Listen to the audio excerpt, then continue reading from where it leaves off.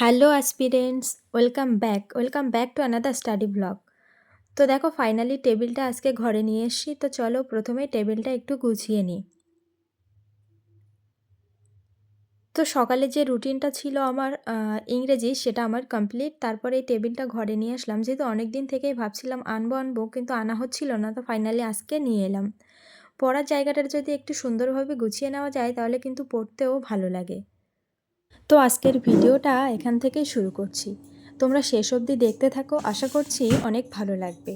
আর যদি চ্যানেলে নতুন হয়ে থাকো তাহলে অবশ্যই চ্যানেলটিকে সাবস্ক্রাইব করো এরকম স্টাডি রিলেটেড ভিডিও পাওয়ার জন্য। তো কাল এই ক্লকের ক্লাসটা করেছিলাম, এটা ক্লক ক্লাস 1। তো এখন ক্লাস 2টা করব। তো যেহেতু এই যে ফোনে আমি ভিডিও করছি এই ফোন থেকে ক্লাসটা করব, সে কারণে ভিডিওটা আর করা হচ্ছে না।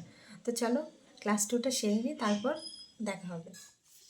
11টা 34 আর প্রায় 1 ঘন্টার মতো লাগলো আমার সেকেন্ড ক্লাসটা কমপ্লিট করতে। তো চলো এবার একটু সায়েন্সটা পড়া যাক। তো এখন একটু সায়েন্স পড়ছিলাম। তো বাইরে যে আওয়াজ হচ্ছে তার জন্য দুঃখিত, কারণ বাইরে একটু কাজ হচ্ছে, সে কারণে একটু আওয়াজ আসে। তো যাই হোক, এখন একটু সায়েন্স পড়ছিলাম আর ভাবছিলাম যে খাতায় যে নোটগুলো আছে সেই নোটটা একটু রিভিশন দেব। আর কালকে যেহেতু পিরিয়ডিক টেবিল চ্যাপ্টারটা পড়েছিলাম, তো ভাবলাম আজকে আর একটু রিভিশন দিই। তো স্নেহা, তুমি আমাকে এই কমেন্টটা করেছিলে। তো দেখো তোমাকে আমি বলি, আমি তো তোমার সিলেবাস জানি না কতটুকু আছে।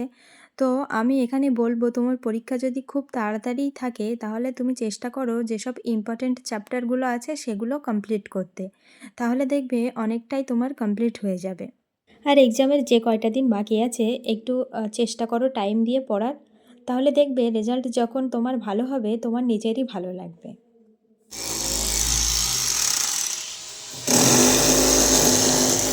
তো তোমরা জানোই যে আমি স্নান কমপ্লিটের পর একটু ছাদে গিয়ে পড়ি। তো যেহেতু এই আওয়াজ হচ্ছিল তাই আর ছাদে পড়া হয়নি, তাই রুমে চলে এলাম। এখন একটু ম্যাথ প্র্যাকটিস করব। তো আগের দিন প্রথম ক্লাসটা করেছিলাম মেনসুরেশনের 2D থেকে, আর এখন সেকেন্ড ক্লাসটা কমপ্লিট। তো এবার একটু ব্রেক নিয়ে নেব আর তারপরে করব জিকে।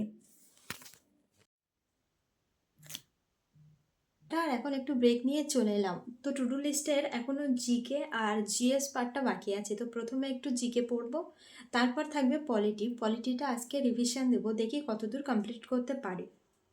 ঠিক আছে, তো চলো বাকি রুটিনটা কমপ্লিট করে নিই। তো যেহেতু মিসলেনিয়াসের মেন্সে অ্যাব্রিভিয়েশন থাকবে 5 নম্বরে, তাই প্রথমে একটু কয়েকটা অ্যাব্রিভিয়েশন রিভিশন দিয়ে নিলাম, তারপরে আরও কয়েকটা টপিক জিকে থেকে পড়লাম। তো এখন আমার জিকে রিভিশন দেওয়া কমপ্লিট। আর এদিকে দেখো কিছুটা এলোমেলো হয়ে আছে, তো এটাকে গুছিয়ে নিই, তারপর পলিটিটা শুরু করব।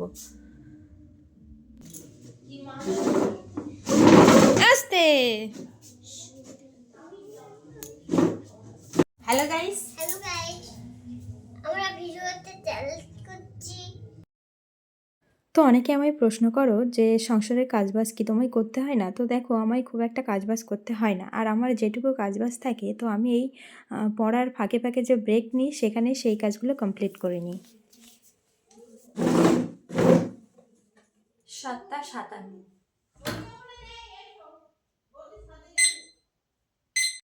তো তোমরা তো দেখলেই এখন বাজে 8টা।